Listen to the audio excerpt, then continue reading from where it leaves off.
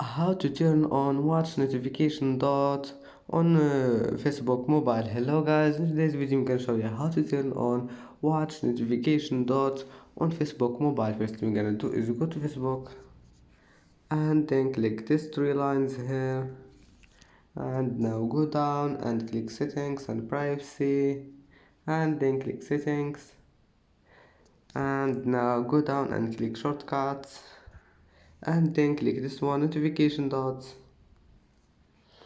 And now all you need to do is just click here, and as you see now watch has been turned on. And that's how to turn on watch notification dots on Facebook mobile. It's easy of course, and that's it for today's video. If you like this video, please don't forget like and don't forget subscribe, and see you in the next video.